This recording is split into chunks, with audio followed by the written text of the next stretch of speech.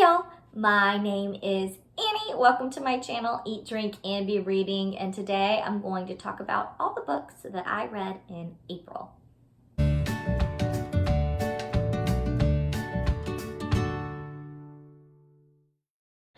Okay, so guys, I read 9 books in April, which was kind of surprising to me because the first book felt like it took forever and I was afraid I was not gonna read anything. To be fair, one of these books I read with my kids, one of them was a middle grade reread, so they were quick and simple, and a couple of these are audios. And then one I really loved it, so I didn't want to put down.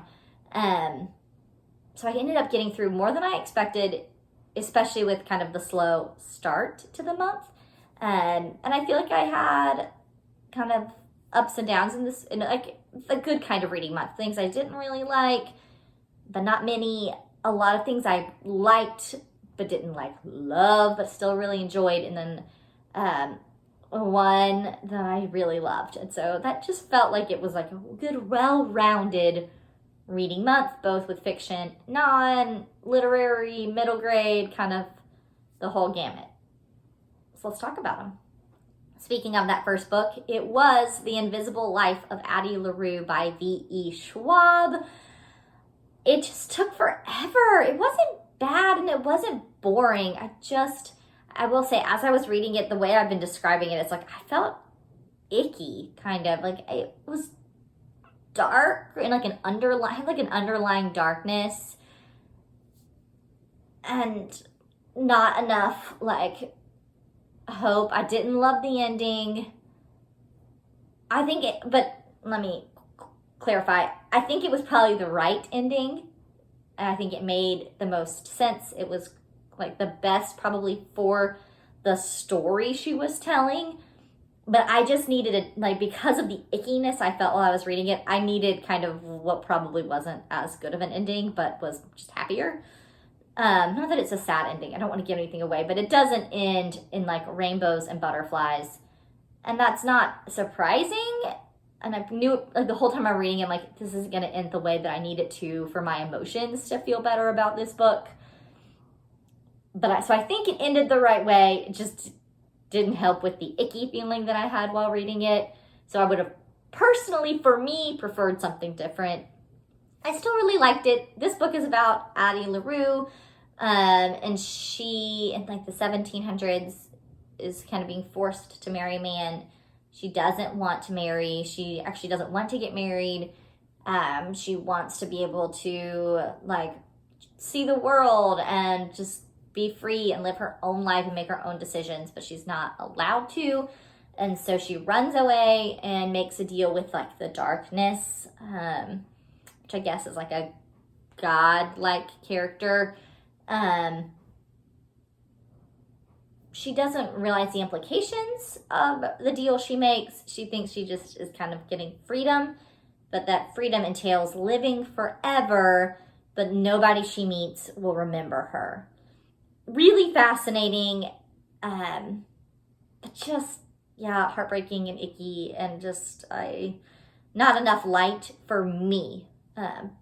But still really well done. I also think V.E. Schwab has a beautiful writer, beautiful prose. I do feel like she was showing off some though. There were some paragraphs and lines and I'm this is beautiful, and I feel you're seeing going deeper and seeing into the soul, and it's just too much though. Cut down a little bit. I feel she was showing off, and that's not necessarily bad. It was just a little too much for me. Right, the next book was The Lion, the Witch, and the Wardrobe by C.S. Lewis. If you are reading through this Narnia series chronologically, this is the second book in the series. If you are reading it by publication date, it is the first. People have very strong opinions about how you should read these. Because I've been reading them to my kids, I thought that starting with this one and then reading a prequel later on would be very confusing, that chronological was better for them. So this is our second one. We read The Magician's Nephew first. I talked about that one in a previous wrap-up. we really enjoyed The Lion, the Witch, and the Wardrobe, but I think my girls and I all agree that we liked The Magician's Nephew better. Not necessarily because of the story or the writing, but because we have a picture book of The Lion, the Witch, and the Wardrobe that is very true to the story. So we weren't surprised at all. We knew everything that was happening, and so it just wasn't quite as exciting. But still, I love the picture of Aslan and the way he has written the lion, and how he represents Jesus. C.S. Lewis does not try to hide that Aslan is Jesus. He literally is killed and then raised from the dead. So that is still really beautifully written. And I highly recommend it reading to kids or yourself. This is one of those, I read other books to my kids. If you see them on here, it's a book that I would have read on my own anyway. It just was, I conveniently, two birds, one stone, read to my kids and for myself. The third book that I read was A Fatal Grace by Louise Penny. This is the second book in the Armand Gamache mystery series. It is a mystery series that takes place in a little village in Montreal. I hear that in third, fourth, fifth book, there's 14 of them or something. It really picks up, and I've enjoyed the first two enough that I want to keep reading. I'm already on the holds list in my library for the third one. I will say I actually liked the first one, Still Life, better than A Fatal Grace. I did not like the ending. I did not like the person who did it, the murderer. That was who it was. It just wouldn't have been my choice. The rest of the book was cozy and fun and enjoyable. I just didn't love the ending. Okay, the fourth book that I read, which is probably my favorite one for the month, is The Rose Code by Kate Quinn. This is historical fiction. Kate Quinn wrote The Huntress, and I think The Alice Network. Don't quote me on that one, but definitely The Huntress. I read it last year. Liked it, didn't love it, but liked it enough that when I heard great things about The Rose Code, I was totally on board with picking it up. And I'm so glad that I did. It is about 3 women in World War II. They are part of this code breaking team. They each have different roles in the code breaking organization. But it talks about their lives, their friendship, their romances. There's kind of even a coming of age, or just coming into yourself, really, especially for one of the characters, aspect to it. There's action. There's a mystery that they're solving in the future. So there's 2 timelines. Really, this book has everything. No matter what you like to read, it will be part of the Rose Code, and it's just a very compelling story. Wanted to keep reading, find out what happens with these women. I'm all for historical fiction with leading women. I've already recommended this to a few friends. I really, really enjoyed it. Okay, the last fiction book that I read was Harry Potter and the Sorcerer's Stone. This is a reread, which if you've been around here for a little while, it's probably no surprise. I'm pretty sure I've talked about Harry Potter more than once. But in this podcast that I listen to, the podcast with Knox and Jamie, they have been doing a series with another podcast called The Bible Binge, which I don't typically listen to, but they've been watching and deep diving each of the Harry Potter movies. And one of them has never seen or read any of them and wasn't planning on it until they decided to do this series. Just so much fun to hear somebody who's coming in totally fresh. But they'll talk about things that I don't remember, even though I've read these several times, but it has been at least a decade since I picked it up, probably longer. And so it made me want to rewatch the movies, but I didn't want to rewatch the movies until I reread the books. I don't plan on doing this quickly, but I did pick up the first one this month, and it was so much fun. I just adore Harry Potter and the story. I love having characters to pull for. I love middle grade anyway. Having a middle grade character to pull for is wonderful. It was a lot, really quick and easy, and I wanted to keep reading, so I didn't feel like knowing the story kind of took me out of it. I do think I don't like it as much as I did, but I think that I will still really love future ones, just the first one is not my favorite. The second one's really not my favorite. That's my least favorite. So it's like, I think after I read once I get to the third one, I think it's going to be harder for me to like slow down and not just read them all at once. But I'm not like, oh my gosh, I need to pick up the Chamber of Secrets right now, because I know that it's not my favorite. And that if this I didn't love as much as I used to, then that's probably even more the case for the second one. But it was still a lot of fun. I'm still excited about reading all of these again. Okay, so the last 4 books are all Christian nonfiction. If that is not your thing, you do not have to keep watching. Thank you so much for watching. Make sure to let me know in the comments what you read in April. Let's catch up. Okay. For those of you who are interested in some Christian nonfiction, the first 2 I listened to on audio, and that first one was Jesus and John Wayne, How White Evangelicals Corrupted a Faith and Fractured a Nation by Kristen Kobe-Dumais. Whew, that is quite a title. I had to read it because it is too long. I really enjoy Jesus and John Wayne in like I wanted to keep listening to it way. The subject matter is really difficult, but I think really important if you care about the church. And I don't even think you have to agree with all of Kristen Dumais' conclusions to really appreciate what she's done and to see that it matters, that we need to see the history of how we got to today, particularly how many white evangelicals view women and their roles, and how we got there, and how they view men. So I just think it's really important. The audio was really good. Like I said, I wanted to keep listening. I listened to it. I thought it would take me a whole month. I listened to it in like 2 weeks because I just wanted to keep listening.